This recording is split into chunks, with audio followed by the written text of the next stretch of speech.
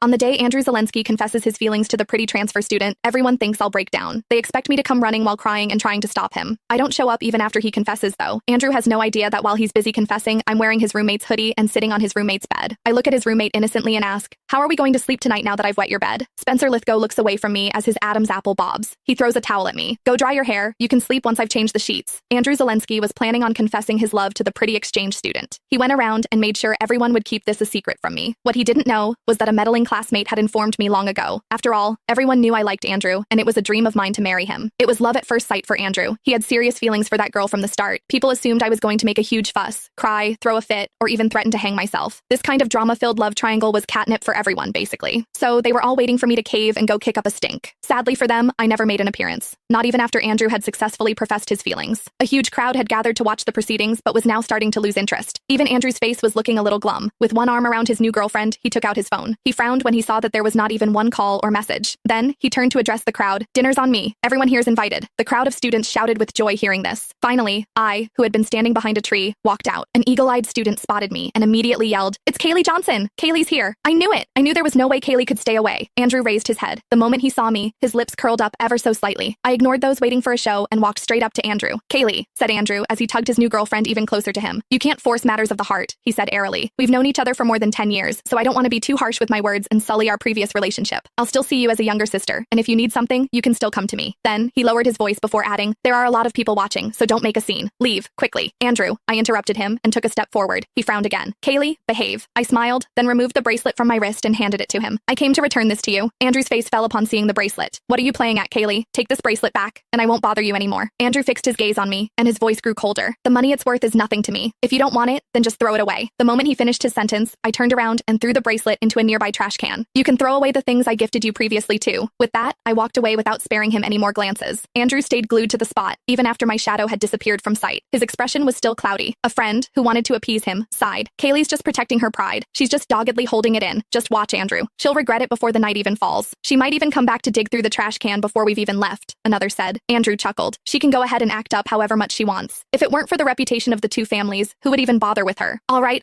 don't be mad. You need to be celebrating tonight. Don't let her ruin your fun." Andrew turned his gaze toward his gorgeous new girlfriend and promptly discarded the thought of the annoying Kaylee from his mind. After all, by tomorrow, he thought I would be acting as if nothing had happened again. He thought I'd be waiting for him at his dorm and pestering him to go to class together like usual. He had already seen similar antics from me in all these years. The rain was pouring down while I was walking along the riverside. I stood under my umbrella in the rain, thinking about the dreams I had a few days ago. In these dreams, I had caused a huge scene when Andrew confessed his love to Sienna Slangdon. I even jumped into this river that very night,